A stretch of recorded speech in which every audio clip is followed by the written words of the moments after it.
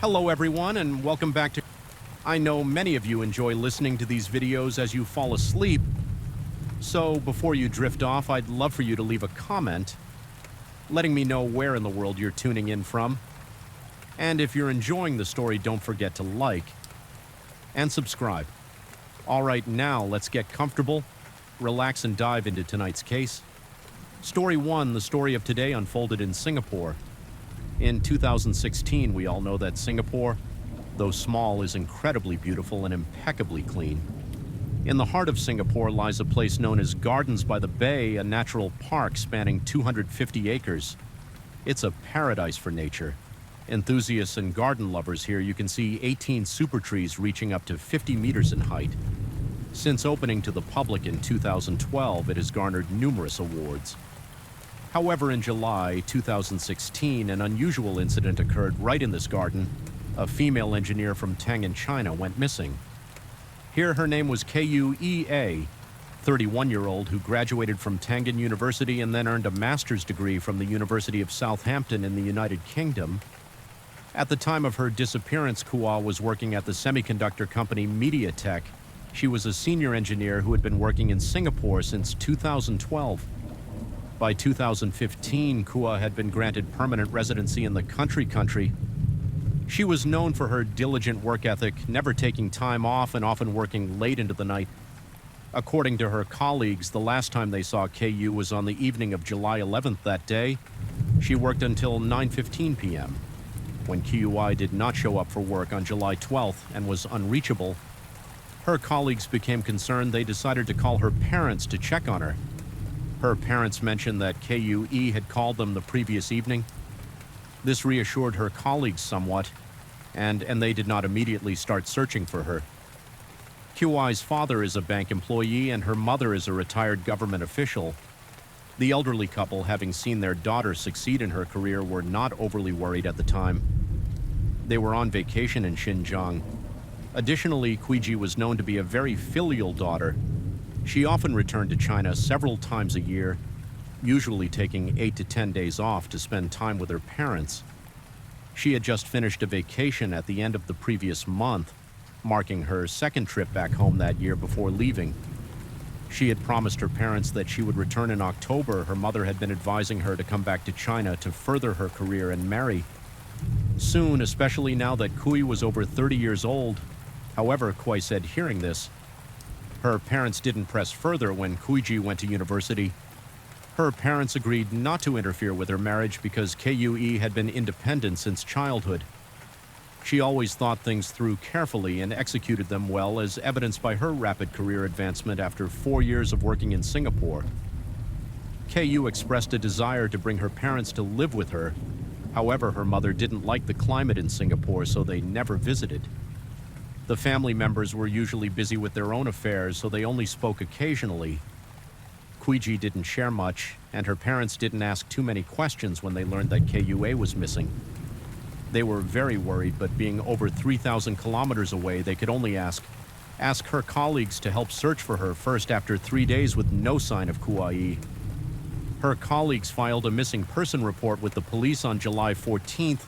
On July 15th, the police issued a press release confirming that KUE had been missing for several days and detailing the last time and place she was seen. The police have been actively investigating her disappearance, speaking with those closest to her, including colleagues and her landlord. Both parties mentioned hearing an argument involving KU. A colleague recalled that around 3 p.m. on July 11th, they overheard Kuiji arguing on the phone with someone mentioning the words money. And my mother, the landlord, remembered that on the morning of July 12th, Kuiji left the house while arguing on the phone with someone, and that she left earlier than usual around 6 a.m. The company's work hours started 8:30 a.m., and her home was only 2 subway stops away from her workplace. The commute should not have taken more than 20 minutes.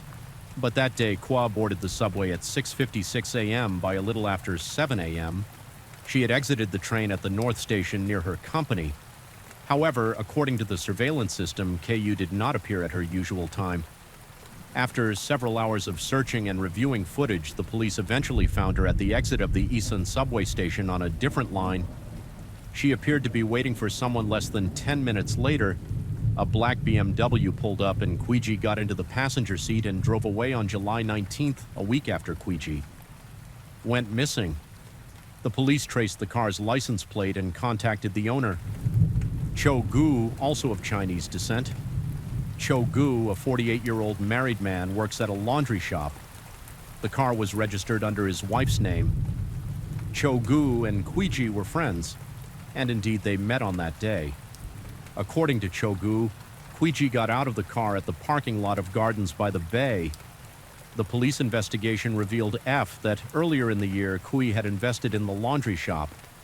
However, she had recently become dissatisfied with the partnership and wanted to withdraw her investment on July 10th. She withdrew half of her initial investment 2 days later. Queegee urgently demanded the rest of her money. Hence, she arranged to meet with Cho Gu to discuss the matter during the meeting in the car KU. Wai unexpectedly changed her mind and no longer wanted to meet with the shop owner. She also accused Gu of not supporting her. The conversation became increasingly heated and the two exchanged harsh words, unable to bear it. Cho Gu forced Queegee out of the car and drove away. Chu's account matched the details provided by Quee's colleagues and landlord about her phone arguments. Naturally, the police did not solely rely on Chu's story. Let him take the police to the parking lot for inspection. Here the problem was discovered. Although the black BMW did stop at the G by the Bay parking lot for 22 minutes, police surveillance showed no sign of Queegee in the car when it entered or left the lot. It was cleared Gu was hiding something. The police immediately arrested him at the scene and confiscated the BMW. The car, now evidence in the case, was handed over to the Forensic Science Division for examination based on the national judicial system. Cho Gu had a criminal record, having been convicted of fraud in 2004 and 2011, serving a total of 22 months in prison. Forensic examination of the car revealed Kui's fingerprints on the window and her blood on the passenger seat. Gu eventually broke down and confessed that he had done something foolish in a fit of rage. However, when asked about Kui's whereabouts, he suddenly fell silent and refused to answer. After a few hours, Cho Gu requested to see his wife. He apologized to her and begged her to take good care of their son during a video call with his son. He reminded the boy to study hard and follow the rules. After his wife left Cho Gu, CLE told the police, "Come with me" on the evening of July 20th. The police followed Cho Gu to Ali 8 Lane Swak Kong Road, hoping to find Queegee. However, they found only a metal shed emitting a strong odor of burnt kerosene. Cho Gu smiled and said, "Quee was here, but there's nothing left now." He then revealed horrifying details to the police. He had burned Quee's body at this location. He split the burning process into 2 areas, one inside the shed and one in the adjacent nook, using kerosene to burn her remains for 3 days and 2 nights. During that time, he periodically returned to add coal and kerosene to the fire. Afterwards, Gu collected Quee's ashes and scattered them in the sea. Upon hearing this, the police immediately cordoned off the area to search for evidence. By the morning of July 21st, more than 20 officers, along with sniffer dogs, focused on the area where Cho Gu had destroyed the evidence. The police conducted a grid search within a 2-kilometer radius, collecting various trace evidence samples. They also drained the water from the ditch next to the shed and dismantled the shed itself. The search concluded at 5:30 p.m. and the police found several bone-like fragments, a clump of hair, a bra clasp, and some burnt fabric remnants. A week later, the Health Sciences Authority determined that the bone-like structures at the scene did not belong to human remains, and the hair sample was too degraded for quick analysis. However, the agency employed the most advanced mitochondrial DNA testing method by comparing Kui's hair samples collected from her home. With the hair found at the burn site, the police confirmed that the charred hair belonged to the unfortunate engineer. This marked the first time Singapore used mitochondrial DNA sequencing for identification.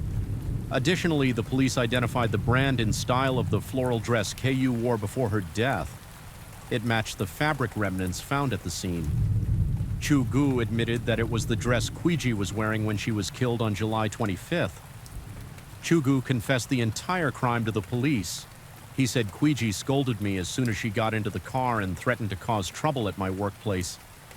Thus, Chugu turned onto a secluded road. At the end of the road was a roundabout, and after circling it, he stopped the car by the roadside. Initially, he only intended to have a serious conversation with Kui. However, the victim lost her temper and began berating him even more harshly, even taking off her shoe to hit Chugu. He couldn't get a word in, which made Kuiji shout louder and attack him more fiercely in the confined space. The verbal abuse and yelling tested his patience to its limits. Chugu suddenly snapped. He forcefully pushed Kuiji away and then used his hands to grip her neck tightly. By the time he realized what he was doing, Kuiji had slumped forward and stopped moving. Panicking, Chugu checked her nose and confirmed she had stopped breathing instead of taking her to the hospital. He quickly reclined the passenger seat and placed her body in a hidden position within the car to avoid detection. He then drove to the parking lot of gardens by the bay. Trying to regain his composure, he began thinking about how to dispose of the body, driving aimlessly. He turned repeatedly until he reached an alley 40 kilometers away from the scene. It was a quiet, deserted place with no people or cars around the dense forest. And more importantly, the metal shed at the back of the alley gave Chugu two options: burn or bury. After some thought, he decided that burning was the optimal method. That night, Chugu executed his plan by purchasing charcoal and kerosene to incinerate the victim's body. He repeatedly returned to check on the fire and add more fuel to his makeshift crematorium after recounting his crime. Chugu led the police leads to 3 stores, 2 hotels, and the beach where he scattered Kui's ashes. He claimed that scattering her ashes at sea was his way of letting Kuiji rest in peace. However, the police quickly raised doubts about his confession after reviewing messages on Kui's mobile phone. These messages indicated that their relationship resembled that of a romantic couple. At this point, Kui's family recalled that at the end of June, when she returned home, she mentioned a boyfriend who worked at a laundry shop. He was divorced and had a 12-year-old son. Kuiji expressed discomfort about her boyfriend's ex-wife, always being present when he visited his son. However, she had come to terms with it. Believing that she shouldn't be obsessed with the past and that genuine feelings were what mattered, she sought her parents' advice on the relationship at that time. Her father openly opposed the relationship, and her mother suggested she break up with him. Soon after hearing their advice, Kuiji agreed in front of her parents. Consequently, her parents did not dwell on the matter, as KU had always been a source of reassurance for them, although they did not frequently remind her. Kui always listened when they did. Therefore, they believed this time would be no different when Kui's colleagues first contacted her parents. They did not mention her relationship with her boyfriend. Moreover, Kuiji had not publicly disclosed that she was dating anyone before her death. As a result, very few people knew about the relationship. However, a colleague named Hen discovered it at the end of the previous month when she saw Kuiji and Chiogu holding hands at a movie theater. Only then did her colleague realize they were dating. However, when the police suggested that Chogu was Kui's boyfriend, he vehemently denied it. Chiogu emphasized, "I have a wife and child, so I am just a regular friend of Kuiji." Nothing more. He explained that the reason they went to the movies together was simply to repay Kui's kindness, as she had invested 20,000 Singapore dollars in his laundry shop earlier this year. CH Gu also stressed that their relationship was one-sided, initiated by KU. He claimed that he did not even know her real name when accepting the money, referring to her only as Kitten. Additionally, Cho Gu mentioned that KUE often asked him to pretend to be her boyfriend. He recounted having to take her fishing at night and giving her a necklace and bouquet on her birthday, but he insisted these actions were all Kui's ideas. Whenever she wanted to show off to someone, he would have to appear and play the role of her boyfriend. Naturally, the police found these claims absurd and did not believe him. They presented him with a forensic report showing that Chu's DNA was found on Kiyui's toothbrush in her apartment. Faced with this evidence, Cho Gu could no longer lie. Now we can uncover the truth of the case. Cho Gu, a Chinese Singaporean, was born in 1968 in Singapore. He has been married twice. His first marriage was in 1995, during which Chio Gu worked at a bank. Thanks to his creative and flexible thinking, he climbed to a high managerial position. However, Cho-gu was a gambling addict spending more than 6 hours daily at an underground casino in the Yong area. After dropping his wife off at work by 2001, he had accumulated $300,000 in gambling debt, leading to the end of his first marriage. Shortly after his debts came to light that same year, Cho-gu married his second wife, Yong-ha. She treated Cho-gu with great kindness, accompanying him to underground casinos and forgiving him twice after he physically assaulted her, despite her tolerance. An incident where she questioned Cho-gu about his late return led to him strangling her. Briefly terrified, Yanga quickly requested a personal protection order from the police. Cho-gu then began his own form of revenge. He claimed to be ill and sought treatment from a psychologist diagnosed with acute mental disorder. Cho-yu's manipulations softened Yanggong, Ha's heart, leading her to forgive him and lift the protection order. During this period, Chu's condition gradually improved. Their son was born in 2004, and the family hoped for better times ahead. However, Cho-gu soon forged documents at the bank to embezzle money, resulting in a 6-month prison sentence at this point. Looking at their newborn son, Yanggong-ha decided to keep the family together. However, Chu's personality began to change. He became not only a gambling addict, but also a womanizer. Despite being in prison, having a wife, and being broke, he was never short of women around him. According to his own private admissions, there was a time when Cho-gu met with different girlfriends each day for over a month to show off his allure. Cho-gu was simultaneously dating multiple women to scam money from them. When he lost money, gambling his lovers would help him pay off his debts. He developed his own system to satisfy his greed for money and physical desires. Ultimately, the truth couldn't stay hidden forever when Yanga discovered Chu's infidelity and confronted him to propose a divorce. He strangled her again, completely desperate. Yua once more sought a protection order from the police. However, Ch-gu was adept at handling such situations. He attended a marriage counseling course at a church and even posted advertisements on a dating website, eventually being publicly praised as a role model. Young forgave him once again. Nevertheless, Cho-gu couldn't stay restrained for long and continued his infidelities. Eventually, trouble struck in 2011. One of his lovers approached Yanggong-ha to demand money, exposing Chu's fraudulent activities once more. However, Cho-gu could not maintain this facade for long. He grew more confident and began spending money recklessly. Gradually, Cho-gu fell behind on his car payments and monthly expenses. Consequently, he reverted to his fraudulent ways. In 2014, he started flirting with women everywhere, presenting himself as a wealthy single man who owned a laundry shop. He used these lies to deceive multiple women. Cho-gu justified his actions by saying, "I'm schizophrenic. How could I control myself?" From 2014 until his arrest, he dated several girlfriends simultaneously, with Jia being one of them. He would spend time meeting his girlfriends, maintaining multiple relationships in a busy schedule. In October 2014, he began scamming people by selling fake shares of his laundry shop, Cho-gu Kan Gyao Showan, out of 10,000 Singapore dollars. In 2016, he swindled Karen out of 30,000 Singapore dollars with a similar investment scheme.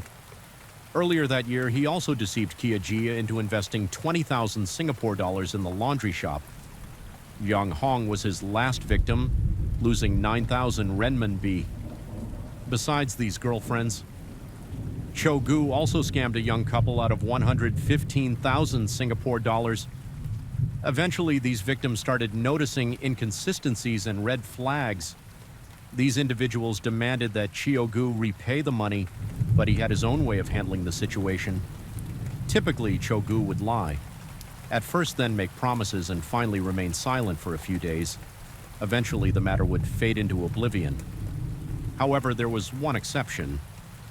Their meeting was quite accidental. In December 2015, was trying to win back her ex-boyfriend.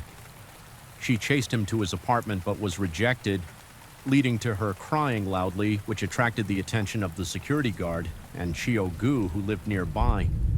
This incident showed that Kay was also a faithful woman. Cho-gu quickly intervened. telling the guard that Kia was his friend, which led the guard to leave. He then offered to drive Kay home. During the drive, he deliberately mentioned that he was a businessman and currently single. This left a good impression on Kia. Before parting ways, he seized the opportunity and said, "You are a good woman if someone doesn't appreciate you. That's their loss. Would you consider being my girlfriend?" Although Kia did not agree immediately, she felt comforted. She gave Chogu her contact information later.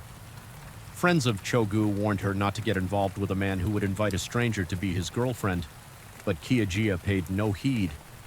After a month of action, she accepted Chu's proposal at the beginning of 2016.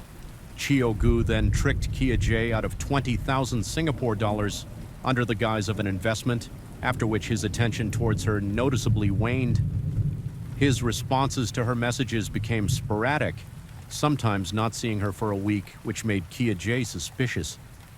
She searched Cho Gao's name online and discovered that he was married, which was a real shock for her for Cho. Gu dealing with a suspicious girlfriend had become routine, as he had handled such situations many times through sincere and serious explanations. He convinced Kia Ji that he was spending less time with her because he needed to be with his 12-year-old son, fulfilling his responsibilities as a father. This image of a devoted father was something Chogu had deliberately crafted. Surprisingly, after hearing this, Kwaji was deeply moved and even expressed a desire for them to have a child together. She believed that having a child would allow Chogu to spend more time with her. This desire was confirmed by Q's close friend in May. 2016, Kwaji even underwent a minor surgery to prepare for pregnancy. However, his kindness did not elicit genuine affection from Chogu. The time he spent with her continued to dwindle. On June 11, 2016, Kwaji demanded that Chogu repay her money. He immediately began lying, promising to spend more time with her and saying they would be together one day, each week asking for one last chance. Unsurprisingly, this temporarily resolved the financial crisis on June 30th. The first night Kwaji returned from her vacation, Chogu quickly invited her to see a movie with him. It was at this time that his colleague Jung Hen spotted them together on July 7th while browsing Chu's social media profile. Kwaji noticed a female account appearing frequently. She clicked on the profile and was shocked to see a family photo with Chogu as the man in the picture. The owner of this account was Chu's official wife. Yang Gong Ha was the woman in the photo, and the young boy looked very much like their son. After seeing this, Kwaji became furious and left a comment on the photo: "You are divorced. Stay as far away from her as possible." However, after calming down, she began to waver in her thoughts. Reflecting on the past few months, she realized that Chogu had spent very little time with her. If he wasn't working, he was with his son and ex-wife. She started to reconsider Chogu and asked him about the investment she had made at the beginning of the year. At that time, she trusted Chogu, believing that he was divorced, and gave him money to invest in gold. She had borrowed 20,000 Singapore dollars from her parents to give to her boyfriend. But now Chogu wasn't answering her questions. It dawned on Kwaji that she had been deceived by a con artist this time. No matter what he said, she wouldn't listen. She shed her previous mild demeanor and firmly demanded that Chogu repay her. Meanwhile, Chogu was also facing trouble with his wife Yanggong. Ha began to suspect who Kwaji was and whether her husband was cheating again. This situation made him very anxious and stressed he was still in debt, and the family's BMW was 2 months behind on payments. Unsure of what to do, he decided to try borrowing money from his other girlfriends. Chogu contacted one of his girlfriends who had returned to China, and Zhang Hong quickly transferred money to him, but it was only 50,000 RMB, equivalent to just over 9,000 Singapore dollars, still half of what he needed. The 3 remaining girlfriends all refused, feeling utterly desperate. Chogu even sent a message to an ex-girlfriend he had broken up with a year earlier but received no response. On July 10th, Kui continued to pressure Chogu, and a colleague overheard their loud phone conversation, which lasted 25 minutes by July 11th.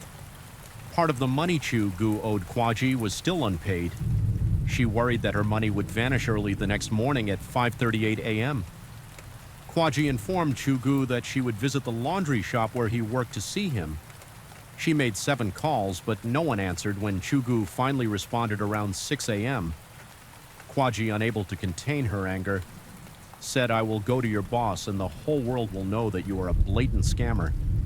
Chugu realized the gravity of the situation and understood that he could not let his boss find out about his scams at the laundry shop. He immediately contacted Kwaji and arranged to meet her at the nearest subway station to the laundry shop at 8:08 a.m. Chugu picked up Kwaji as planned and tried to persuade her not to meet his boss. However, Kwaji was no longer willing to listen to his lies. Finally, Chu came up with a plan. He turned into a narrow alley pretending that the car had broken down. He stopped the car and didn't restart it, but Kui was not deterred. She continued to berate and hit him. Chuggu felt increasingly tense. He pushed Kui forcefully and then used his familiar strangling maneuver. This time he did not stop until she stopped breathing at 8:05 p.m. On July 12th, Chugu went to buy charcoal, and kerosene surveillance footage clearly recorded his car's license plate by 12:25 a.m. On July 13th, he returned home and deliberately parked the car in a corner with Kwaji still inside at 5:38 a.m. Chugu left his house and went to the deserted alley to set the metal shed on fire. That afternoon, upon checking, Chugu realized that not everything had been burned completely. He bought 6 more bags of charcoal and more kerosene to continue the burning process. As night fell, he managed to incinerate his girlfriend's body thoroughly without being detected. On July 14th, he even received a call from Kuyu's colleague Zhang Heni.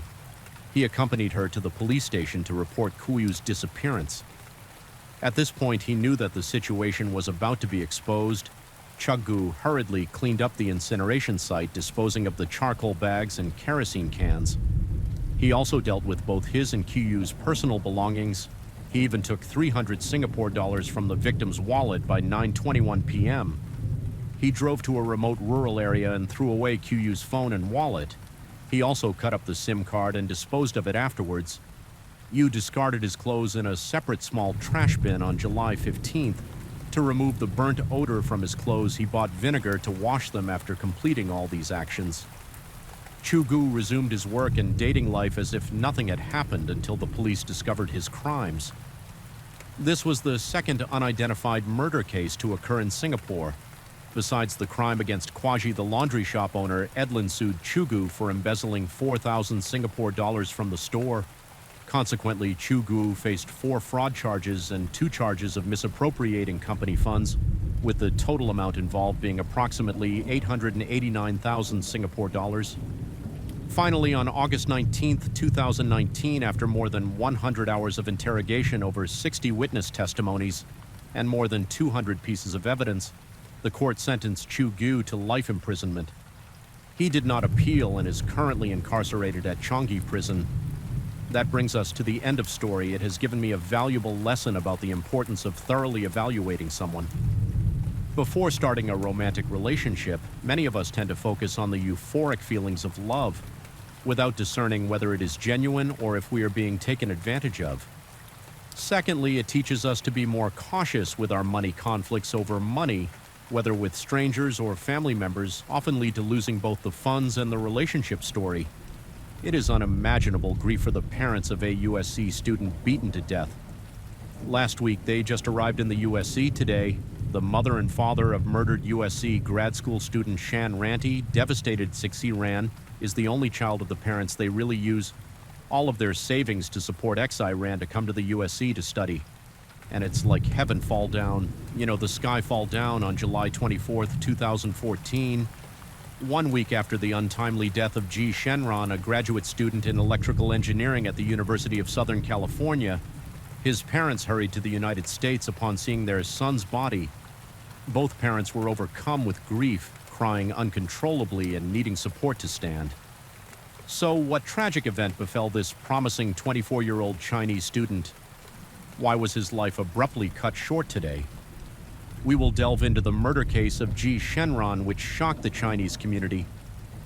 The incident took place in Los Angeles, one of the most popular cities among the Chinese in the U.S., although the crime rate here is 1.15 times higher than the California average and 1.26 times higher than the national average. It doesn't diminish the city's allure with its dreamy Hollywood sunny beaches, stunning landscapes, and abundant job opportunities. Los Angeles remains uniquely attractive, drawing many talents to pursue their dreams here, including our main character, Ji Shenron. Ji Shenron was born on April 20th, 1990 in Hut, Inner Mongolia. He came from an intellectual family. His father, Ji Songa, graduated from Dalan University of Technology and is a postgraduate advisor in the Department of Electronic Information Engineering at Inner Mongolia University of Technology. His mother, Dujanu, is a doctor and currently serves as the head of the department at the affiliated hospital of Inner Mongolia Medical University. Although Ji Shenron was an only child, he was not spoiled. His parents always encouraged him to succeed through hard work and education with his innate intelligence and diligence. Ji Shenron lived up to his family's expectations. In 2009, he was admitted to the prestigious Zhejiang University with outstanding grades. Ji Shenron's undergraduate research project focused on the design and control of a quadcopter system. This project earned him the first-class scholarship for excellent and innovative research. In December 2012, during his third year in 2011, Ji Shenron went to the United States as an exchange student at the University of California. This short-term study abroad experience broadened his horizons and motivated him to pursue further studies in the U.S. after graduation. Upon graduating in 2013, Ji Shenron applied for master's programs and quickly received invitations from 6 American universities. After careful consideration, he chose the renowned University of Southern California, founded in 1880. This private university has produced 10 Nobel laureates and numerous stars in sports, film, and television over the past century. Ji Shenron began his graduate studies in the Department of Electrical Engineering at USC in 2013. After more than a year of studying, he told his family and friends that he increasingly liked it there and had even decided to pursue a PhD after completing his master's degree. However, in the summer of 2014, when Ji Shenron was just 24 years old, he encountered a terrible disaster at 12:40 a.m. on Thursday, July 24, 2014. Ji Shenron and some classmates had just finished a group discussion on a topic at the university campus. At this point, the students began walking home as they all lived near the campus just a few minutes away. Since there was a female student in the group, Ji Shenron offered to walk her home. Let's look at the map. The University of Southern California is located here. The female student lived on West 30th Street next to the university. Ji Shenron's apartment was right next door at 1246 to 1247. West 29th Street, it was an apartment called City Park. Ji Shenron lived on the 4th floor with 3 roommates. After safely walking the female student home, Ji Shenron began heading towards his own apartment. It was 12:45 a.m. A few hours later, at around 7 a.m., Ji Shenron's roommate phone Yunyun frantically called the police and reported that his roommate Ji Shenron was lying on the bed in the next room covered in blood. Let's look at the floor plan of this apartment. Ji Shenron's apartment was on the 4th floor, room 408. It was a 2-bedroom 2B apartment. Upon entering the main door, the kitchen and living room were on the left, and Ji Shenron's room was directly opposite the door. When the police arrived at the scene, they found it incredibly gruesome. Near 2 large cardboard boxes in the living room was a large pool of blood in Ji Shenron's room. There were blood stains on the walls, headboard, desk clothes, and shoes. Shenron was lying on the bed, covered in blood with multiple injuries on his body. His head had been severely beaten, and there were no signs of life from questioning the roommate Fong Yunyun. The police learned that the apartment usually housed 4 people, 2 males and 2 females in separate rooms. However, since it was summer break, 1 male and 1 female had returned home currently. Only she and Ji Shenron were staying in the apartment. When asked if anything unusual had happened the previous night, Fong Yian said that everything was normal. Before she went to bed, there were no blood stains. Around 3 a.m., she heard a loud sniffing sound from the next room. She thought Ji Shenron might have caught a cold, so she didn't pay much attention. But when she woke up in the morning, she found blood all over the apartment and ran into Ji Shenron's room, only to find him lying on the bed, no longer breathing. Upon thoroughly examining the scene, the police found that the apartment's doors and windows were intact with no signs of forced entry. Ji Shinran's backpack, wallet, watch and car keys were all untouched. There were also no signs of a struggle inside the apartment. Considering the bloodstains extended outside the apartment, even in the building's elevator, the police theorized that the apartment might not have been the primary crime scene. Ji Shenron could have been injured elsewhere and then returned to the apartment, eventually succumbing to his injuries. Following the blood trail, the police tracked it from Ji Shenron's apartment to near West 29th Street. Here, the bloodstains were significantly more, indicating that Ji Shenron had been attacked and had stopped here for a considerable amount of time. The police split into two groups. One group reviewed nearby security cameras to see if the crime had been recorded, and the other used the media to both publicize the crime and actively seek out witnesses who might have seen what happened upon carefully reviewing the surveillance footage. The police discovered that on that night, as Ji Shin was walking towards his apartment, three individuals suddenly jumped out of a car and started punching and kicking him. The camera footage was too blurry to clearly identify the suspects in an attempt to escape the group. Jinran ran into a nearby alley, however, one of the attackers quickly caught up to him. This individual appeared to be holding a weapon and continued to assault Ji Shenron. Ji Shenron, trying desperately to fend off the attacker, was soon surrounded by the other two assailants faced with three armed individuals. Jinran was unable to defend himself effectively and could only use his arms to shield himself from the blows. Perhaps unable to bear witnessing the horrific scene, the fourth individual, who had been sitting in the car, started the vehicle, preparing to leave the scene. The three attackers, noticing the car starting, ceased their assault on Ji Shenron and quickly got back into the car before driving away. I think it's a big loss for the Chinese community, even though I didn't know the students. Yeah, but no one deserved this. It's really sad to know, this kind of things happen to our people. It's very, very scary. And I'm moving into this complex this coming semester, this fall, this year. So that makes me wonder, is this the right decision, like having something like this happened? Although the media reported that the four suspects were on the run, causing widespread fear and concern in the area, the police had already identified the four suspects shortly after the crime occurred, since the investigation was still ongoing. They did not disclose this information to the public. Fortunately, just a few hours after the crime, the suspects were apprehended. While the security cameras did not capture clear images of the suspects' faces or the license plate, the police managed to track clues from the car by continuously reviewing surveillance footage. They eventually identified the vehicle as a 1993 Honda Accord, tracking the car's movements. After the crime, the police were surprised to find that approximately 2 hours after the assault, at around 3 a.m. on July 24th, the vehicle had arrived at Dockweiler Beach, which is about a 30-minute drive from the University of Southern California.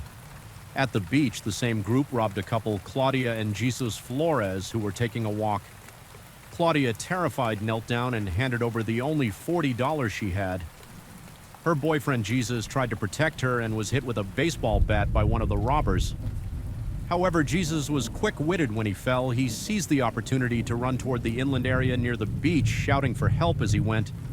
The robbers, realizing what was happening, grabbed their baseball bat and chased after him. Fortunately, before they could get far, Jesus flagged down a police patrol car, sensing the situation turning against them. The suspects scattered. They didn't get far before the police apprehended them. The four suspects were Alejandro Guerrero, 16, Alberto Oa, 17, Andrew Garcia, 18, and the driver, Jonathan Delcamen, 19. In fact, when the assault on Guy's Dan Ron occurred, there were 5 people in the car. However, the police later determined that a 14-year-old girl in the vehicle did not participate in the crime, and they eventually dropped charges against her. Breaking news: police have made multiple arrests in a USC grad student's murder. The 24-year-old from China was attacked while walking home and later was found dead in his apartment near campus. He's an international student from China attending the University of Southern California, working on his master's degree. As he was walking towards his home, he was set upon by a group of individuals. We believe 5, and those 5 individuals accosted him, beat him severely, and in what we believe may have been an attempt to robbery. But the technology that the University of Southern California and the Los Angeles Police Department have invested in this area has gone a long way towards helping us solve this crime one day after the incident at 3 a.m. Beijing time on July 25th. Los Angeles police contacted Jay Shinran's parents in China to inform them of the tragic news hearing. Both parents couldn't believe their ears and thought the police had made a mistake. How could their son have been murdered by 7 a.m.? After contacting the consulate, they finally confirmed the news. Although they immediately applied for an emergency visa, the US online visa system happened to be down at that time. As a result, Ji Shinran's parents couldn't arrive in the US until 6 days after the incident on July 30th. Meanwhile, the court hearing for the 4 suspects had taken place 2 days earlier, causing them to miss the opportunity to see their son's killers on July 31st during a press conference at the funeral home. Jae Songa and Dou Janu wept uncontrollably and were unable to answer questions from the media 2 years earlier in the case of the murders of Chinese exchange students Ming Chio and In W at the University of Southern California. The sight of grieving parents at the press conference was eerily similar at the press conference. Ji Shinran's parents did not respond to reporters' questions instead. Their relative Lu Lixing spoke on their behalf. Lu Lixing stated Ji Shinran was the only son in the family. We can all imagine the devastation this incident has caused his parents when they received the news. It was as if the sky had fallen for them. Lu Lixing mentioned that Ji Shinran returned home once during Christmas last year, not knowing it would be the last time he saw his parents this summer. His parents hoped he would come home for the break. But Ji Shinran wanted to graduate early and chose to take a summer course. Instead, Gi Shinran was the only child in his family and the only grandson of both sets of grandparents. When they heard the news of his murder, all 4 elderly grandparents were devastated and fell ill. Lu Lixing said the 4 elders are quite old and had to endure such a shock. We are very worried about whether they can handle it. Additionally, he made a strong call to action, improve the security and environment around the University of Southern California, ensure the safety of students' lives, and prevent similar tragedies from happening again. Finally, a year after the incident in 2015, the 4 defendants and their attorneys attended a hearing. Since all 4 pleaded not guilty, the highest sentence the prosecutor could seek was the death penalty, given the severity of the entire case. The prosecutor also decided to try the 2 minors, Alejandra Guerrero, 16, and Alberto Ua, 17. As adults, this was because if tried in juvenile court, these delinquents could be released around the age of 25. In an interview with the media, the attorney representing Ji Shinran's family stated that they hope to punish these young offenders in the harshest way possible. 2 years after the incident in September 2016, Alejandra Guerrero, the only female among the 4 criminals, was the first to stand trial. Throughout the proceedings, she appeared indifferent and showed no remorse for the crime she had committed. Alejandra not only showed no intention of repenting, but she also occasionally laughed out loud at the trial. Her defense attorney argued that at the time of the crime, his client was only 16 years old and therefore too young to be the mastermind behind the crime. The lawyer stated that while his client did chase after the victim, she did not inflict serious harm on Ji Shinran. According to him, it was only after Ji Shinran retaliated that Alejandra acted in self-defense. The defense claimed that it was a justifiable act of self-defense, implying that Ji Shinran was the one to blame. However, the prosecution was not easily fooled, prosecutor. Candy emphasized that the surveillance cameras told the whole story. There was no footage showing Ji Shinran retaliating during the attack. He was merely trying to escape from the group. When Ji Shinran reached West 29th Street, Andrew Garcia was the first to catch up, followed closely by Alejandra Guerrero. At that moment, Guerrero was holding a wrench, a potentially deadly weapon. Not only did the surveillance footage show Guerrero attacking the victim, but the prosecution's forensic expert also found Guerrero's fingerprints, DNA, and traces of the victim on the wrench. After just a few hours of deliberation, the jury unanimously found Alejandra Guerrero guilty of first-degree murder. The judge sentenced her to life imprisonment without the possibility of parole. Guerrero appealed the verdict twice, arguing that she was under the influence of drugs at the time of and was only 16 years old. Not of legal age, she requested a retrial and a reduced sentence in 2020. The California Court of Appeal accepted her appeal and recommended a review of her sentence. However, after a retrial in 2021, the judge decided to uphold the original sentence in 2017. The trial of Andrew Garcia, the main perpetrator, began. The police called investigator Matthew, who had interrogated Garcia, to testify. He stated that at the time of the crime, their group had been driving around the university area for several minutes. When they saw the victim walking alone on the street, they saw him as an easy target after getting out of the car. The 17-year-old named Alberto Ua was the first to attack. He swung a baseball bat towards Ji Shinran instinctively. Ji Shinran used his arm to block the blow and refused to hand over his backpack. Ua then punched Ji Shinran in the face, breaking his glasses and causing his nose to bleed. Ji Shinran did not fight back or struggle. He quickly ran away from the scene. Then 18-year-old Andrew Garcia took the baseball bat from Ua and was the first to give chase following him. 16-year-old Alejandra Guerrero grabbed a wrench and hit Ji Shinran. Ua III, to pursue, retrieved the baseball bat from Garcia and continued to assault Ji Shinran. According to the forensic report, Ji Shinran had cleared defensive wounds on his right arm and the back of his hand, indicating he tried to shield himself. His nose was broken. His eyes suffered internal bleeding, and he sustained at least 6 severe blows. To the head, these attacks fractured his skull, causing a brain hemorrhage, which was the cause of death. His skull was broken into 3 pieces. The fatal blow was not from the wrench, but the baseball bat. However, since both Garcia and Ua had used the bat, it was impossible to determine who delivered the fatal strike faced with 3 armed assailants. Ji Shinran had no chance to fight back during the attack. Meanwhile, 19-year-old Jonathan Del Carmen, who was sitting in the car as the driver, couldn't bear the scene and decided to drive away alone. When the attackers noticed Del Carmen preparing to flee, they stopped assaulting. Ji Shinran got into the car and fled the scene together. Based on the fingerprints on the baseball bat, DNA, blood evidence, and the interrogation video, the jury took only a few hours to unanimously conclude that Garcia was guilty of first-degree murder during the sentencing hearing. Ji Shinran's parents requested the judge to impose the harshest sentence on Garcia. Although Garcia eventually apologized to the victim's family, the judge noted that throughout the trial, Angel Garcia showed no remorse and appeared emotionless. Therefore, the judge did not believe Garcia's apology was sincere. Ultimately, the judge sentenced Angel Garcia to life in prison without the possibility of parole. We're very satisfied with the outcome of the sentencing. Mr. Garcia was sentenced to life without the possibility of parole.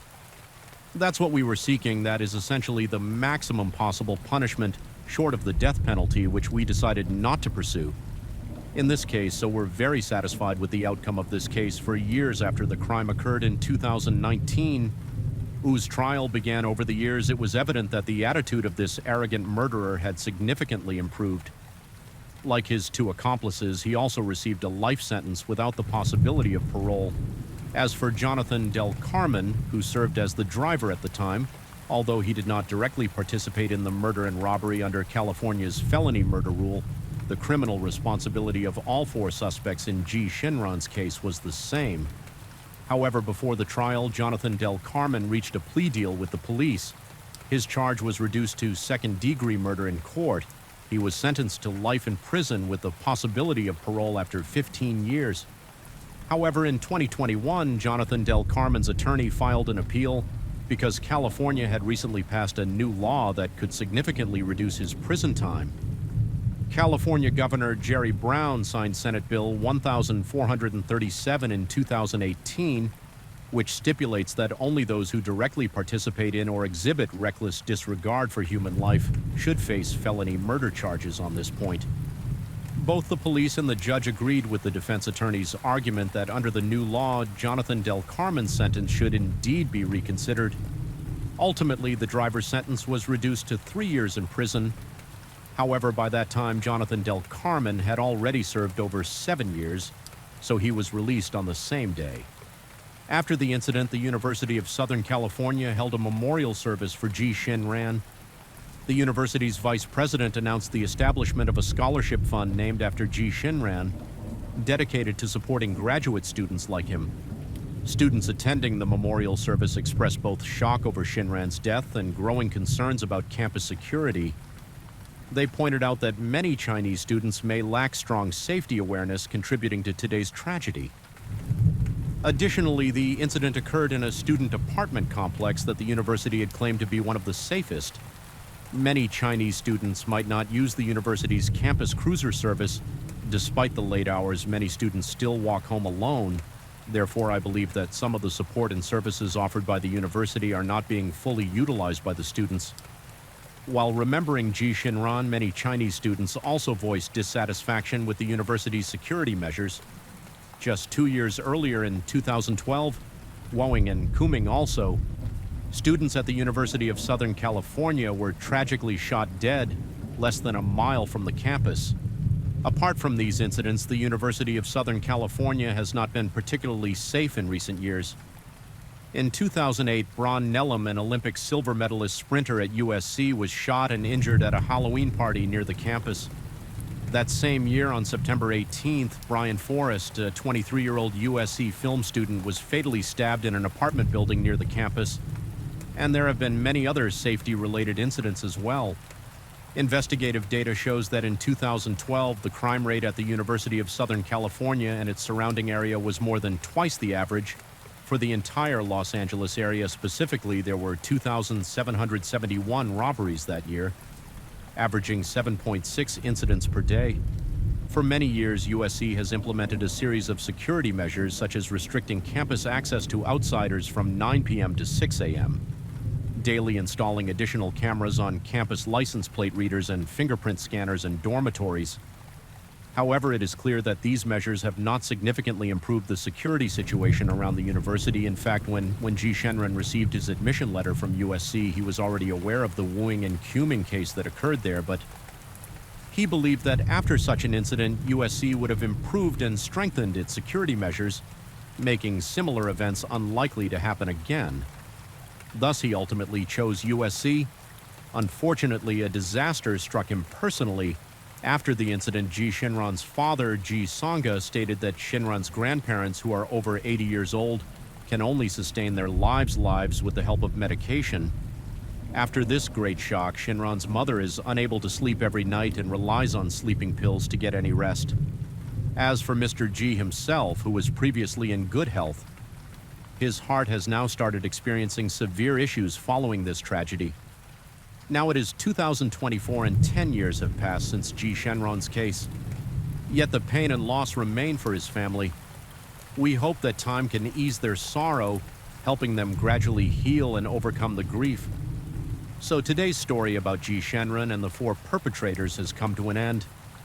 Story 3: on the morning of February 7th, 2013, an Asian woman named Wang was waiting for her friend Novi to join her for coffee and a chat.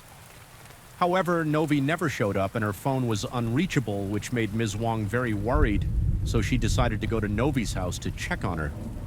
When she arrived, she encountered a white man in his early 70s who introduced himself as John Chardon.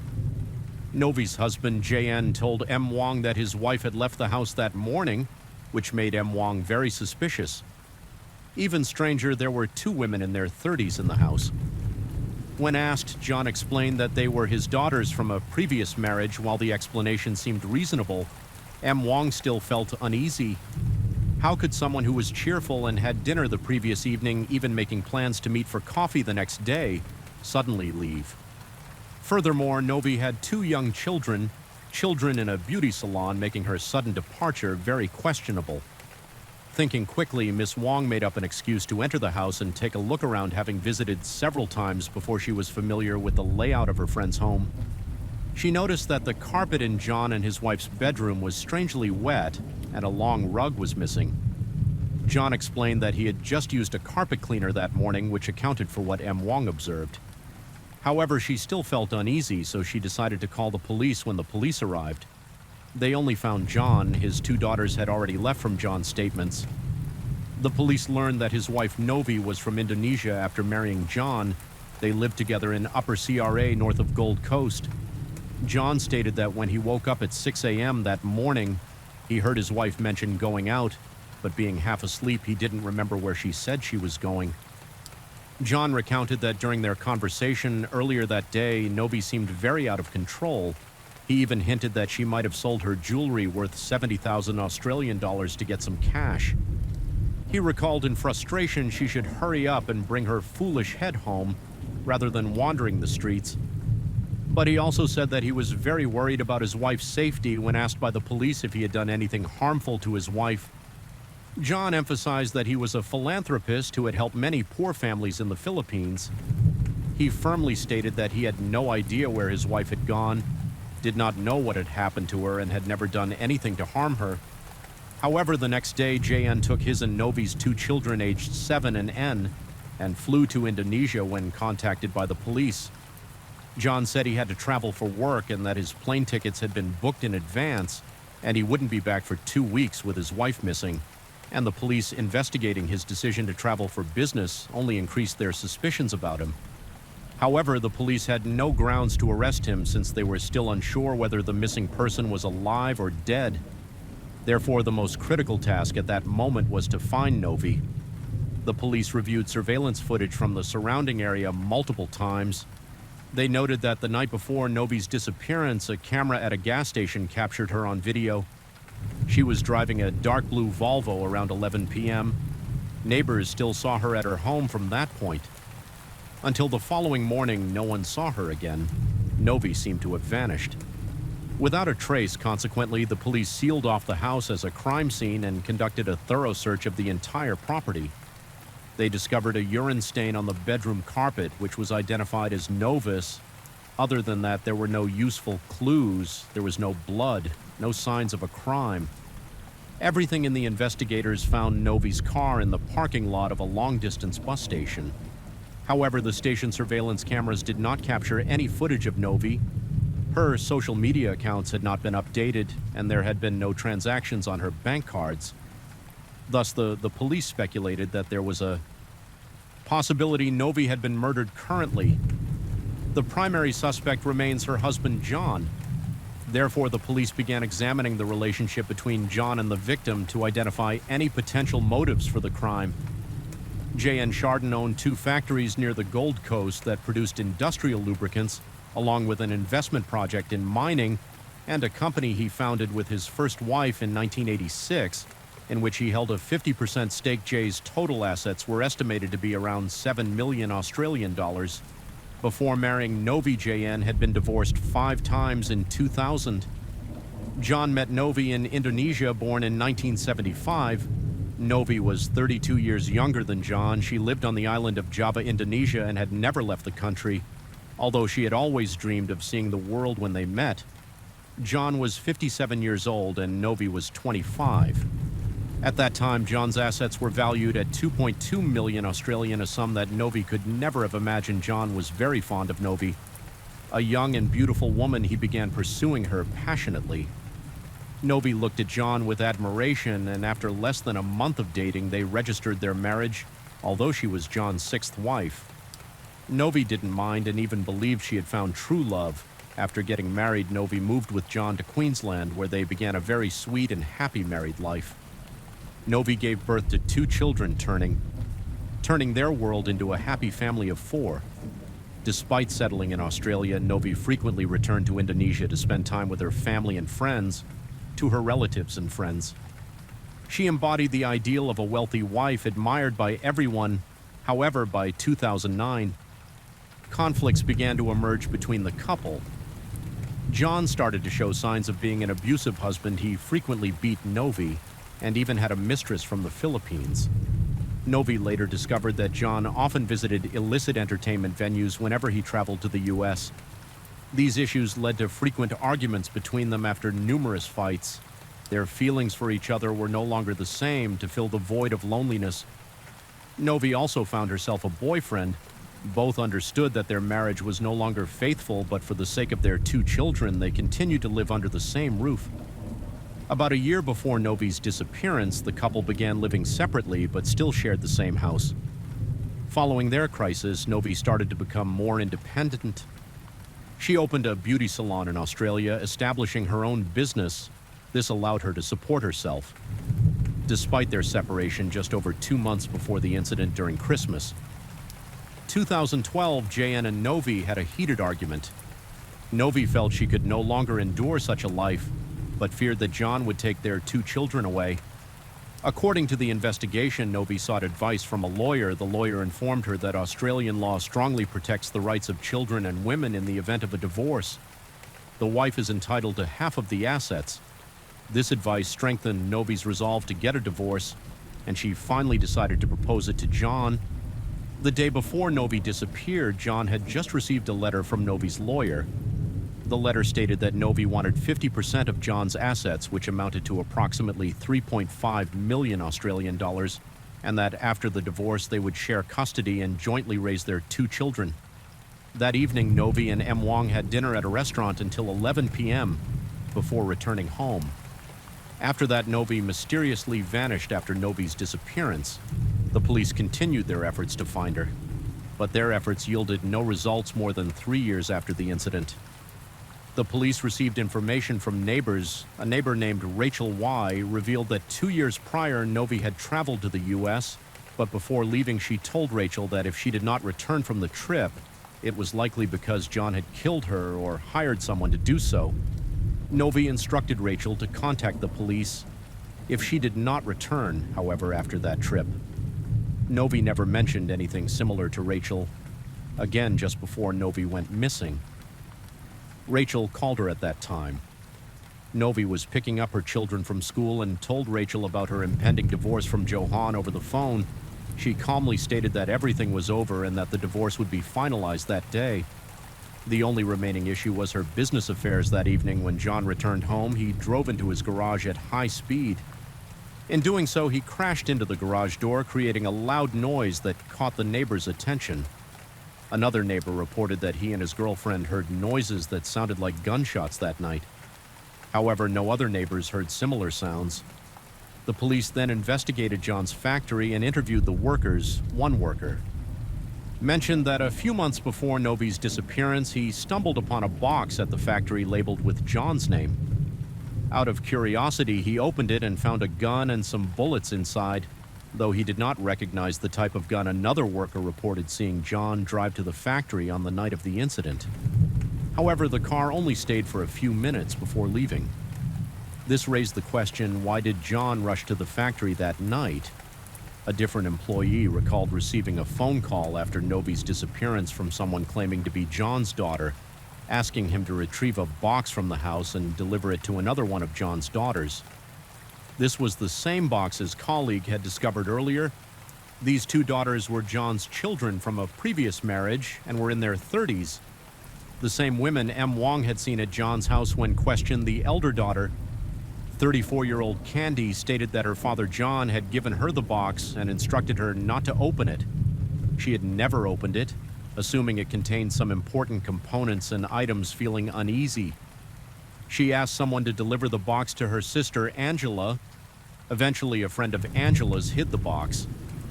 The police asked Candy if her father had given her the box on the morning after Novi's disappearance, but Candy denied this. However, she admitted that she and her sister had indeed been at their father's house. The morning after Novi went missing, throughout the investigation, the police believed that if Novi was killed at the house, it would have been very difficult for John at the age of 66 to move the body and clean up the house by himself, unless he had help. So could his 2 daughters have assisted him in 2014? The police discovered that JN and Novi had previously lived in another villa on the Gold Coast, located in the Newton area. This house was quite secluded and had been excavated and repaired multiple times. 1 year after the incident, the investigative team suspected that this location might hold clues, so they brought in digging equipment and excavated 4 meters deep in the yard. They found 2 cars, a white Ford F-100 and a black Nissan Navara. But why did John bury these 2 cars on March 13, 2014? The Australian police issued a public reward of 250,000 Australian dollars for anyone who could provide valuable clues about Novi's disappearance. This reward led to numerous tip-offs from the public, One witness reported that around 10 a.m. on February 10th, the day before Novi's car was discovered, they saw the car at the bus station. There were some clothes scattered around the car, and an older woman standing nearby looking worried. Across from Novi's car was a white Ford with a short, overweight, bald man and a young woman trying to start the car. The witness mentioned that the scene looked very suspicious, particularly with the clothes scattered around. Subsequently, the police discovered through surveillance footage that the white Ford seen at the bus station that day was one of the two cars unearthed from the villa, so was the bald man. The witness saw John and were the two women his daughters on January 28, 2015. A search team consisting of 50 volunteers conducted a search and excavation near another property of John's in a rural area, covering a total search area of 3.6 hectares, but they found nothing suspicious. By June 17, 2016, after 3 years of investigation, the police had collected 200 witness statements and finally had enough circumstantial evidence to arrest John and charge him with murder.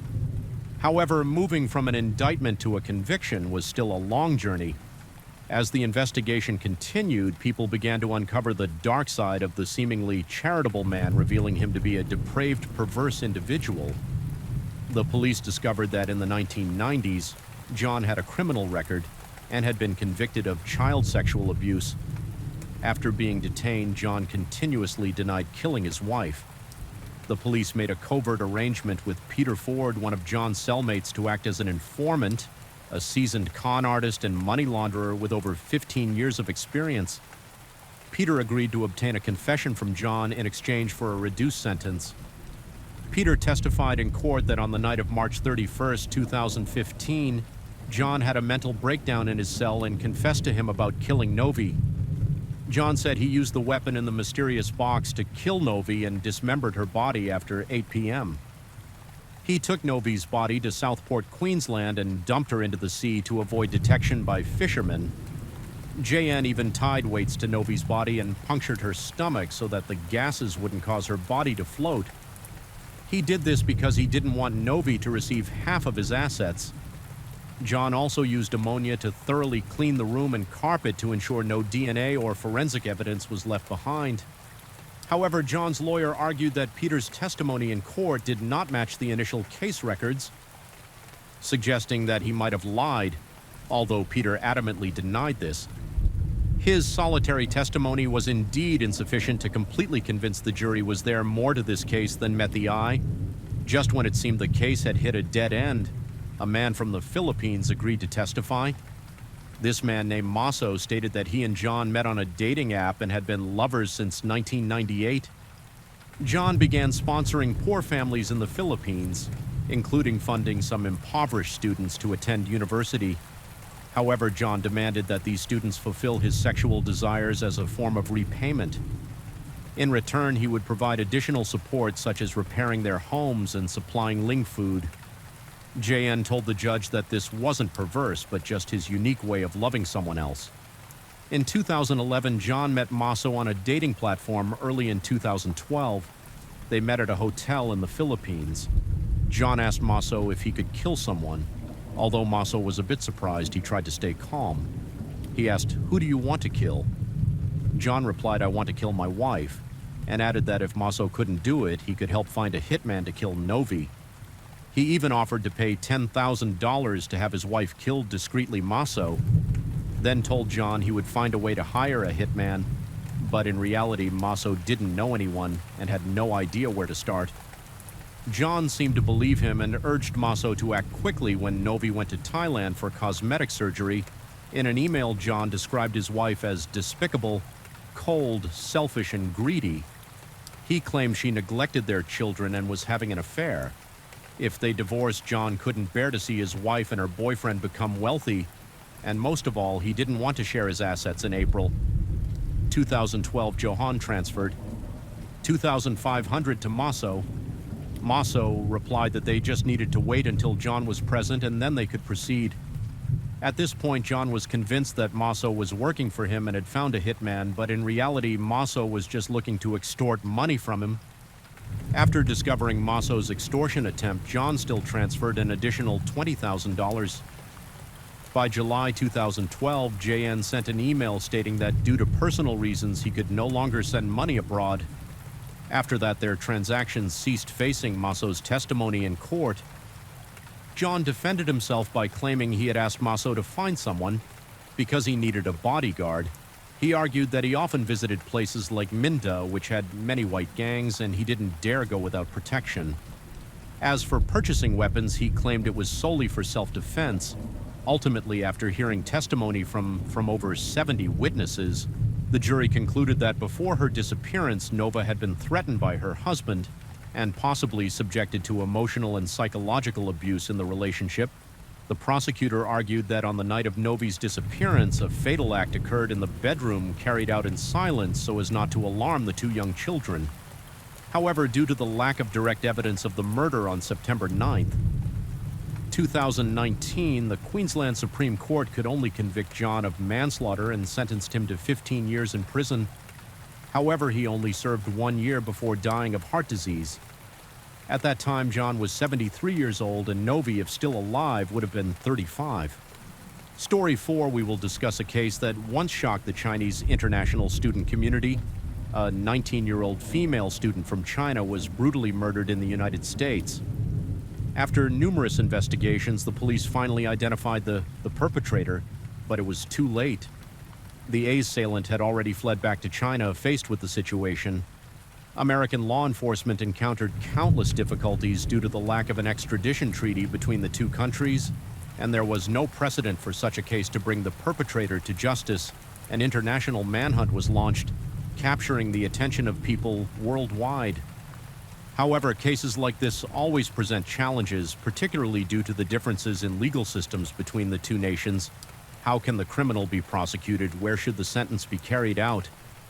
These are questions everyone is eager to know. The uniqueness of the case also caused immense concern among the approximately 300,000 Chinese students in the U.S. at that time. So what was the final outcome for the perpetrator? Let's travel back to the year 2014. The story takes place in the state of Iowa, located in the Midwestern United States, bordered by the Mississippi River to the east and the Missouri River to the west. It is also the only state with borders almost entirely formed by rivers to the east and west. In terms of social conditions, Iowa had a very low crime rate and was once ranked as one of the safest states in the United States. Within the state is a multidisciplinary university, Iowa State University, where the world's first electronic computer was developed. The case we will explore today is closely related to this. University Xiaowang was a 19-year-old Chinese student, beautiful and radiant. She was admitted to Iowa State University in 2012, traveling a long distance from her homeland to study there. Despite living in a foreign country, her sociable and lively nature helped her quickly adapt and become close friends with her roommates and classmates, although her major was chemical engineering, a field she wasn't passionate about. Shad's academic performance was exceptional, with a GPA consistently above 3.75 on the American grading scale. However, such an outstanding student suddenly vanished from the world. On September 5, 2014, Xiao Tong had been living in the U.S. for 3 years. That Friday, she went out with her boyfriend to enjoy the weekend, but after this outing, something inexplicable happened. No one heard from Zayon again on Monday, September 7th. Xiao Tong did not attend classes, nor did she report any reason for her absence. As you may know, she was a diligent student who never missed a class without a valid reason. Some of Shad's roommates began to worry and tried calling her, but her phone was turned off. While they were concerned, one of her roommates received a text message from Shad's boyfriend's phone number. The message read, "Hi. I am still in Iowa, but lost my phone, so I am using a friend's phone. There is an urgent matter at home, and I need to fly back to China immediately. I plan to drive to Minnesota to meet some friends, and we'll be back in about a week, don't worry." This message somewhat reassured Shad's roommates. However, as time passed, the situation became increasingly strange. After the message purportedly from Xiaowang was sent, she ceased all communication with her roommates.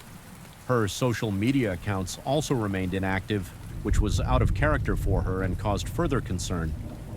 Consequently, her roommates attempted to contact Exad's friends in Minnesota, but unfortunately they had not heard from her either before they knew it. It was September 17th, more than 10 days since Xiaotong had disappeared. Deeply worried, her roommates reported the incident to the local police. The authorities immediately launched an investigation since Zeon had mentioned driving to Minnesota. The police decided to investigate the bus stations. However, the investigation did not find any records of her taking a bus. They also searched Shaw's apartment but found no valuable clues. Ultimately, the last known location of Zeon was a small hotel at 1521 South Avenue, Nevada City. The hotel owner stated, "I remember this couple well because they had stayed at my hotel several times, based on the information provided by the hotel owner." Xiaotong and her boyfriend checked in at 4:30 p.m. on September 5th and stayed in room 218 on September 6th. The hotel owner saw Xiaotong alone in the hallway. They initially planned to check out at 11 a.m. on September. However, strangely, on the morning of September 7th, their car was gone and never reappeared. In other words, they left the hotel abruptly without checking out. As a result, the hotel owner inspected room 218 that afternoon and found that all their belongings were gone. Unfortunately, the hotel's surveillance camera system was broken, so it did not capture footage of the two leaving the hotel. The police also checked nearby surveillance cameras and discovered that before checking into the hotel, Xiaotong and her boyfriend had visited a convenience store at a nearby gas station where they bought some drinks and snacks. During this time, no one was following them. Based on these findings, the police began to suspect that Zad's disappearance was related to her boyfriend, Liang Nan. Firstly, Liang Nan, despite being Zad's boyfriend, did not report her missing to the police. Secondly, Zad's roommates advised the police to investigate Liang thoroughly because he seemed untrustworthy. Finally, after their investigation, the police confirmed that Liang Gan was the last person to see Cao Dong with this information. The police immediately launched an investigation into Liang Nan, born in 1991 in Shanghai, China. Liang Gan later moved with his parents to Wuzhou province. He came from a well-off family and had a good education. Liang Gan also had a decent academic record, and his parents had high expectations for him, planning to send him to the U.S. for further studies. However, Liang Gan faced a common challenge for Chinese international students: the need to improve his English. As a result, he had attended a TFL English training center in Beijing for preparation. It was at this training center that Liang Gan met Cao Dong, born in 1994 in Dalian, China. Shan was an only child. Her father was a government official and her mother was a homemaker. The family enjoyed a relatively comfortable lifestyle, and Shan displayed intelligence from a young age, particularly in mathematics. Her dream was to become a biologist during her high school years. Xiaowang participated in many math competitions and achieved excellent results. Initially, she was very confident about the International Mathematical Olympiad because a good ranking could allow her to be admitted to university directly without having to take the college entrance exam. Unfortunately, Xiaotong did not perform well in the competition while her boyfriend excelled and passed. Disappointed, Zeon came up with a bold idea to study abroad in the United States. Although the family was not wealthy, Shade's parents loved her dearly and decided to support her, even using all their savings to send her to study in America. In July 2011, Xiaotong went to an English training center in Beijing to improve her language skills. It was there that she met Li Zhanggan, who was also attending the program. Li Zhanggan was instantly captivated by Sha's beauty and immediately fell for her upon learning that they both had the goal of studying in the United States. He decided to pursue her earnestly. Perhaps Li Shangnan also wanted a companion in a foreign land. Their relationship naturally developed, and they quickly became a couple. Ling Nan even met Shad's parents. Although her parents were not particularly fond of Liang Nan, they did not prevent their daughter from dating him, thinking it would be good for her to have a friend by her the U.S. in 2012. Xiaowang and Lianggan went to study in the United States. Though they attended different universities, Xiaowang was admitted to Iowa State University while Lianggan was accepted at the Rochester Institute of Technology in Minnesota. These schools were over 1,000 kilometers apart, requiring at least a 15-hour drive. It was a significant geographical distance during the first year. Lianggan occasionally visited Zheodong. but the distance made each visit time a consuming and expensive. Friends of XA revealed that they did not trust the relationship between XA Dong and Liang Nan. There were other guys at school pursuing Sha On and having close relationships with her. Speaking of their lives in the U.S., Le Shangan came from a well-off family and had for commuting, while Xiao Tong had purchased a 1997 Toyota Camry. During her internship, when they went out, they used Sha Tong Toyota. Notably, during the police investigation, it was discovered that on September 3rd, 2 days before Shad's disappearance, Liangan had called her. She unknowingly answered the call, unaware that her conversation was being overheard at that time. She was complaining to her friend about Lin's behavior. She did not know that the entire 30-minute conversation had been overheard by Liang Nan. Upon hearing his girlfriend's complaints, Liangan was furious. He posted a message on social media saying, "My life is worthless." Despite this, they still decided to go out together over the weekend. However, Xiao Tong mysteriously disappeared afterward. Therefore, this incident was undoubtedly related to Liang Nan. The police were preparing to summon Liang Nan to the station for questioning. However, they were unable to contact him. Upon further investigation, the police discovered that Liang Nan had returned to China on September 8th. He had booked a one-way ticket through a former student since there were no direct flights from Iowa, where he was living. To China, Lianan first flew to Chicago and then quickly flew back to Beijing. This only strengthened the police's suspicions. As for Xiao Tong, the police found no information about her leaving the U.S. They believed Le Shangnan was evading justice, although they couldn't apprehend him immediately. The police searched his car and apartment but found no clues. The apartment was in disarray, clearly indicating that the owner had left in a hurry. Without cleaning up naturally during the investigation, the police continued searching for Sha-On, but she and her car seemed to have vanished. Without a trace, after news of her disappearance became public, Shad's friends at Iowa State University and many other students posted on social media to help find her, but their efforts were in vain.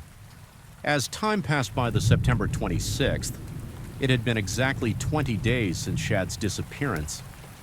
On that day, a resident reported to the police an unpleasant odor emanating from a parking lot near building number 44 in Iowa. The police arrived at the parking lot and discovered that the odor was coming from a Toyota with the license plate 287JDZ, which was Shaw's missing car. The car had been parked there for several weeks on the driver's seat. They found Shad's broken phone on the back seat. There were documents including a copy of Liang Nan's flight ticket in the trunk. They found a large luggage bag, which was the source of the odor. You can probably guess what was inside.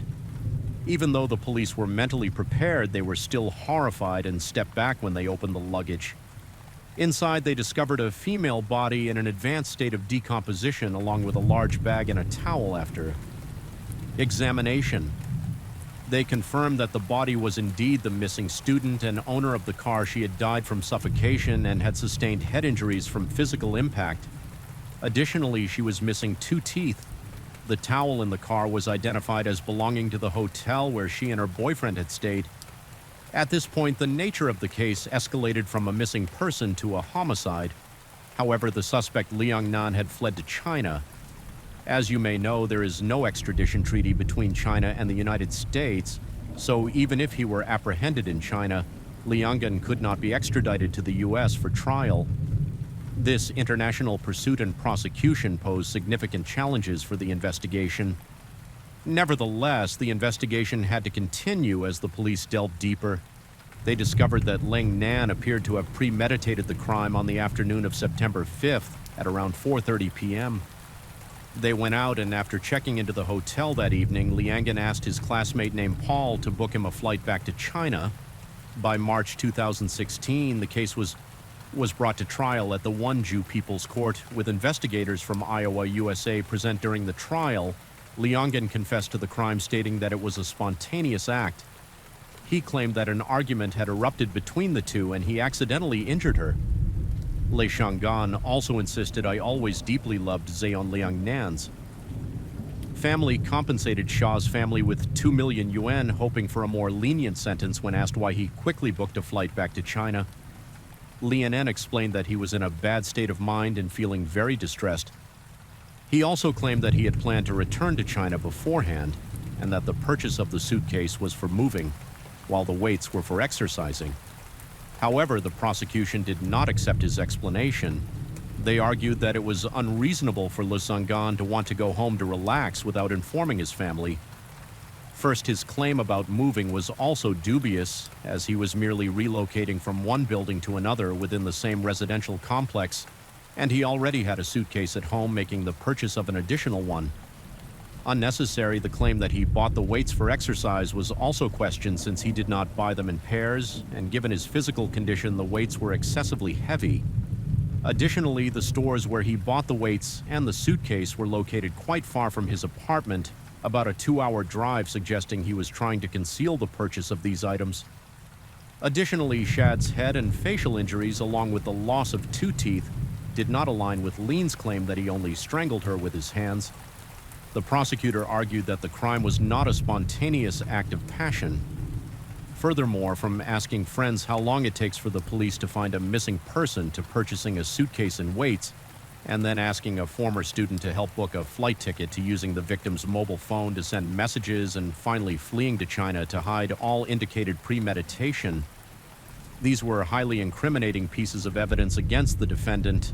As a result, the court found Le Sangan guilty of intentional homicide, considering the severity of the crime's consequences and its negative impact on society. Le Sangan was sentenced to life imprisonment and stripped of his political rights for life.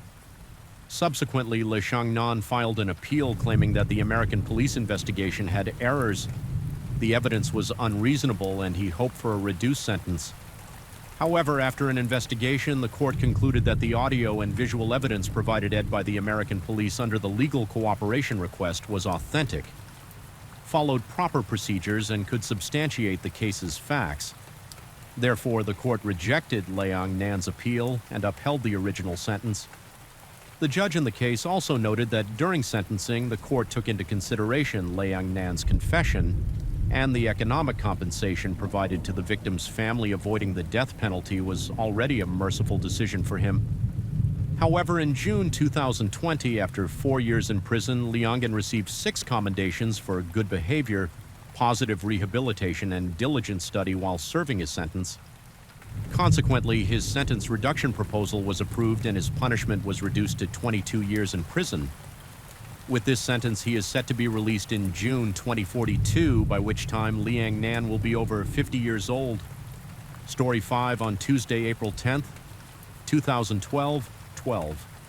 As night fell, rain began to pour over the University of Southern California campus. In the cold and dark night, Woing, a 23-year-old student, was still working on experiments with her classmates in the electrical engineering building at midnight. The group decided to head home to get some rest before starting another busy day, according to the plan, at 10:30. The next morning, Woing would welcome a group of international students from China with her enthusiasm for community service. She had volunteered to guide the group on a campus tour. Typically, when returning home at midnight, Woing and her boyfriend Kuming would ride their bicycles slowly back to their off-campus apartment. Their place was not far from the University of Southern California, only about 1.4 miles, a 10-minute bike ride. However, tonight they couldn't ride their bikes because the rain was getting heavier. Fortunately, her boyfriend Kuming had everything prepared to pick her up. He had also studied in the library until midnight. After meeting Woing around 12:15 a.m., he drove his recently purchased old BMW to take her back to their apartment. The drive wasn't long, and within a few minutes they arrived, since the street near their rented apartment was packed with cars and it was raining heavily. Kuming didn't park far away. He turned on the hazard lights and temporarily parked parallel to other cars. Just as they were saying goodbye in the car and Woing was about to step out, 2 black men in hoodies suddenly appeared on either side of the vehicle. More frighteningly, they were armed and pointed their guns at the couple, ordering them to get out. Before Wang and Kuming could react, gunshots rang out. A bloody massacre ensued. Today's story takes place in Los Angeles, USA, specifically at the University of Southern California. A renowned private university in Los Angeles, the university has highly ranked schools such as cinematic arts, business, public policy, and engineering. The University of Southern California has produced 5 Nobel Prizes winners and many other notable alumni. This is also the private university with the largest number of international students in the United States. Among its over 40,000 students, more than 8,000 are international students with over 3,000 from China, naturally Woing and Kuming. Our main characters were among them. Woing was born in 1988 in Chang'e, Hunan Province, China, and she was an only child. Her mother was a retired employee of the Chang'e Cotton Company, and her father transitioned from the military to become a police officer in 1999, despite not being financially well off. Thanks to her excellent academic performance, when Woing received an acceptance letter for graduate studies from the University of Southern California, her parents borrowed money from relatives and friends to pay for her tuition to study in the U.S. Wu Ying's boyfriend King was from Jin in northeast China and was also an only child. Standing at 6 feet tall, Kuming not only achieved a grade 10 in piano, but also practiced taekwondo. However, he had a congenital heart condition since childhood, preventing him from drinking alcohol or engaging in strenuous activities with his outstanding academic record. He was admitted to Beiyang University, Beijing, University of Aeronautics and Astronautics with top scores. Perhaps it was fate that two young people who had never met both received acceptance letters from the University of Southern California. At the end of 2011, they both enrolled in the electrical engineering program and started on the same day. Although destiny brought them together, it wasn't until March 2012, 2 years later, that Woing and Kuming officially transitioned from classmates to a couple. Woing had a wonderful personality. She was always smiling, and no matter how much she was teased, she would just laugh it off and joke back. Being around her always brought joy to others. Woing was very caring towards her friends. She studied diligently, often staying up late to study, and completed assignments. Just last month, she pulled several all-nighters to prepare for exams despite her busy schedule. She still cooked meals for her boyfriend to help nourish him, which deeply touched him. 10 days before the incident on April 1st, Wing told her father online that she would bring a friend home after graduation. This was the first time her family learned that she had a boyfriend then. 3 days before the incident on April 8th, Wing happily informed her family that she would graduate. Next month, she had bought a plane ticket to return home in May and planned to introduce her boyfriend to the family on the other side. On April 2nd, 2012, Qing's parents were also informed by their son that he had a girlfriend. This was Qing's first relationship. His parents were so overjoyed and excited that they couldn't sleep for 3 nights, eagerly anticipating meeting their future daughter-in-law. However, an unexpected tragedy shattered all the happiness of both families in an instant. At 12:55 a.m. on April 11th, 2012, a resident named Giovanni, living near the University of Southern California on Raymond Avenue, called the police to report hearing several gunshots and the sound of breaking glass. Looking out the window, he saw a dark-colored BMW with its hazard lights on, parked in the middle of the street in the rain. The driver's door was open and a man was staggering across the road toward a house opposite. He banged on the door so hard that it broke the glass. Witnessing this, Mrs. Annie, without grabbing an umbrella, called 911 and rushed across the street when she arrived. The man was lying on the ground in front of the house, coughing up blood and pointing toward the car. With his last bit of strength, he told Mrs. Annie there's someone else in the car. When the police arrived at the scene, they found 23-year-old Woing sitting in the passenger seat, leaning forward and no longer breathing. The paramedics discovered she had been shot twice, once in the right arm and once fatally in the chest. Her boyfriend, Q Ming, had managed to run to their rented apartment to seek help, but he lost consciousness before the police arrived. The paramedics found that he had been shot behind his left ear with a bullet lodging in the back of his brain, causing severe brain hemorrhaging, although an ambulance quickly transported both of them to Los Angeles Hospital for emergency treatment.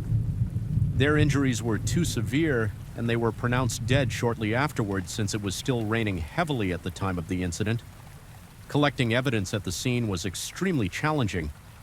The investigators found that the driver's side window had been shattered with one 9mm bullet lodged in the passenger seat and another bullet embedded in the interior of the passenger door. Additionally, on the street beside the driver's seat, the police discovered 2 spent 9mm shell casings.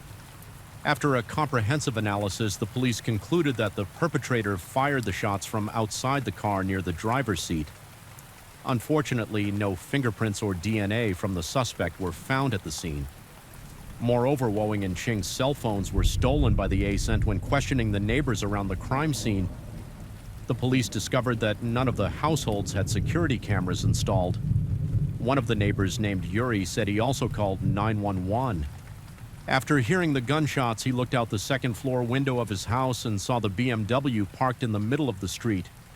Yuri mentioned that there were two black men standing on either side of the car who exchanged a few loud words before quick leaving the scene. However, both were wearing hooded sweatshirts and the streetlights were dim, so he couldn't clearly see their faces on the evening of Wu In and Ching's death. Students at the University of Southern California held a candlelight vigil on campus. For many, it felt like a nightmare afterward. Several students shared their feelings. I arrived at the hotel around 900 this morning. I was at the bookstore this morning and I heard my colleagues talking about the incident, so I quickly logged onto my phone and saw the crime alert letter. I was actually living in Raymond when I woke up this morning. A friend of mine told me that there had been a gunfight and that 2 people had been injured. I lived in the downtown area for about 27 years. Did you hear anything? That night, the crime scene was only 500 meters away from where I lived. It was raining last night, so the sound was not very clear. There were no streetlights on our side, so it was dark at night. The school didn't guard us either, so no one was in charge last night. There were 557 gunfights from January 1st, 2007 to now. Last night, we were still having fun and chatting with our colleagues, but this Friday, our project is coming to an end. We are still working on it. Yesterday, we were still thinking about what we should do the day after tomorrow. We could do a demo on Friday, but after yesterday, we didn't have any idea what to do the day after tomorrow. I often go to school in the evening. I go to school in the evening and have a good time. I don't go to school in the morning. Morning, I go to school in the evening and study. I don't go to school in the evening and study. 2 days after the incident on April 13th, the Los Angeles Police Department held a press conference at the crime scene under heavy rain. During the conference, the Vice Chancellor of the University of Southern California announced that the school was offering a $125,000 reward for any useful information that could lead to solving the case at the press conference. The Deputy Chief of Police stated that they had not yet determined the gender of the perpetrator and hoped the public could provide more information. However, in reality, as early as April 11th, they had already identified a suspect. While the memorial service was taking place at the University of Southern California, the Los Angeles Police Department was extremely busy. Detective Phillips from the homicide unit received a call from the lab. The forensic expert reported that by comparing the bullets, they had determined that the bullets found at the scene matched those from 2 previous unsolved cases. The first incident occurred on December 3rd, 2011, when a 20-year-old student was shot at a party in South Los Angeles. The second incident happened on February 12, 2012, at the Galen Center Banquet Hall near Arena 51, close to the University of Southern California. This was a popular local venue for weddings and parties. On that day, the hall was rented for a lavish birthday party with over 100 guests, and the event lasted from the evening until midnight. Toward the end of the party, a 21-year-old named Devance and his friend Zy Flowers were heading toward the exit.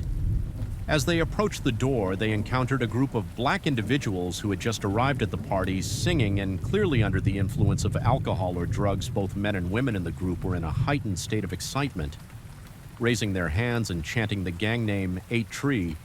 Originally, the gang was called it 3, but over time, the name morphed into 8 Tree due to similar pronunciation as this. Rowdy group passed by one of them, bumped into Flowers, who was about to leave.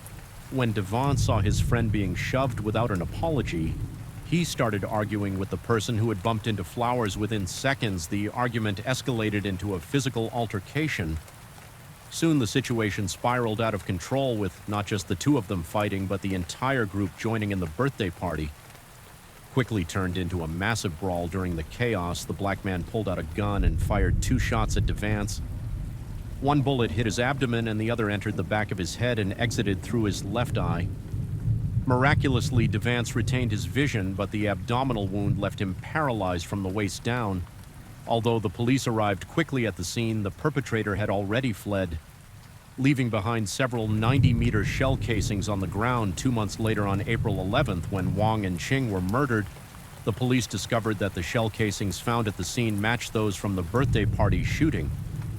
This indicated that the perpetrator was likely the same person, or at least from the same group through thorough investigation of the birthday party. Shooting the police learned that the day after the incident on February 13th, a friend of Devance who was present at the scene told the police that he knew who the shooter was. He had asked around and learned the nickname of the perpetrator after searching online. This friend said, "I found a photo of the suspect on Facebook with this lead." The investigators immediately contacted Dan's friend at 9:30 p.m. On April 11th, this witness arrived at the police station using the station's computer.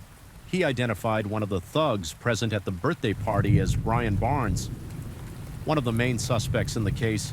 Barnes was born on May 10th, 1992, making him only 20 years old. At the time of the incident, Barnes was not only a notorious thug in the neighborhood, but also a young father with his daughter having been born the same year as the incident. After confirming Barnes's involvement in the case, the police obtained a warrant to search his Facebook account at 3 p.m. on April 12th. Through a detailed investigation of Barnes's Facebook, the police discovered that his most frequent contact was Javier Baldin, born on August 29, 1992. Barnes and Baldin had posted numerous updates together about underground parties and gang-related activities.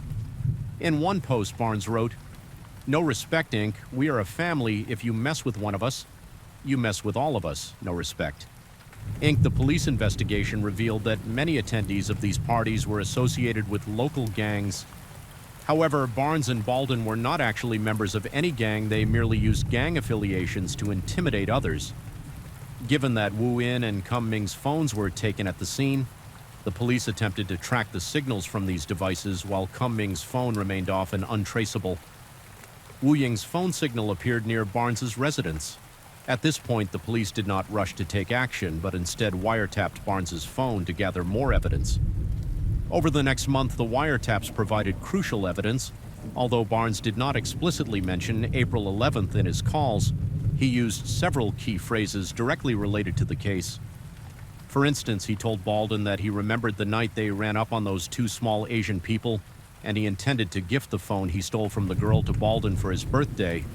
But since he couldn't unlock it, he sold it to a phone shop for $230 and felt he got a bit shortchanged. Further investigation included interrogating Barnes's ex-girlfriend, who admitted to the police that Barnes had once told her he stole a phone and might have shot two people in the process. Additionally, cell tower evidence showed that in the early hours of April 11th, Barnes and Balin's phone signals were near the crime scene at 12:14 a.m. and 10:02 a.m. Moreover, at 1 a.m., 9 a.m., there was a call to Wu Ying's phone indicating that her phone's location matched Barnes's residence after she had been murdered at 1:36 a.m. Balan's phone signal also appeared at Barnes's location, combining cell tower evidence, the ex-girlfriend's testimony, and the shell casings found at the scene. The police believed that Barnes and Baldin were the prime suspects. Consequently, 1 month after the crime, on May 18th, both were arrested facing police interrogation.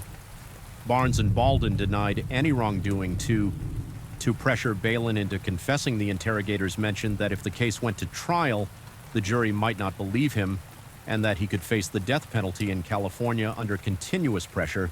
Baldin eventually admitted that on the day of the crime, Barnes and his new Terrell went to the University of Southern California. Balin confessed that he and Barnes had robbed an Asian couple in a BMW, and he even drew the position of the BMW at the crime scene. Balan explained that there were 3 of them with Tyrell as the driver, circling the university campus looking for targets to rob after spotting Woing and King's BMW. Barnes and Baldin quietly exited the vehicle with guns, while Tyrell stayed in the car to drive and keep watch. Baldin claimed that he did not fire the gun. Instead, Barnes approached the driver's side with the weapon. They both loudly demanded that the occupants get out of the car. Baldin thought Barnes only intended to rob the car, but before the couple could respond, Barnes suddenly opened fire on them. Initially, they planned to drive off in the BMW, but Baldin mentioned that they saw a neighbor witness the shooting, which made them abandon that plan in a panic. Barnes only managed to grab 2 phones from the car. Ultimately, the two of them rushed back to the nearby parked car, and Tyrell drove them quickly away from the scene before being detained awaiting trial. Baldwin bragged to a fellow inmate that he and a friend had robbed two graduate students near the University of Southern California and even shot and killed them. He also mentioned that the incident had made international headlines. What Baldwin didn't know was that this fellow inmate was actually an undercover police officer, and the entire conversation was recorded. However, since Barnes and Baldwin were charged with first-degree murder, their families have been actively campaigning in local black community churches and on Facebook claiming that the police had no evidence to prove their children committed the murders. According to California law, cases involving two victims can result in the death penalty for the perpetrators. Despite this, the case presented several challenges for the police, primarily due to the lack of physical evidence, although the shell casings found at the scene matched those from the birthday party. 2 months earlier, Baldwin claimed that Barnes had disposed of the gun after the crime, and the police had yet to locate the 9mm weapon, while cell tower evidence linked Barnes and Baldwin to the crime scene in Barnes' residence cell. Signal data is not precise enough to pinpoint exact streets or houses. Although a witness saw two black men committing the crime, they couldn't clearly identify their faces.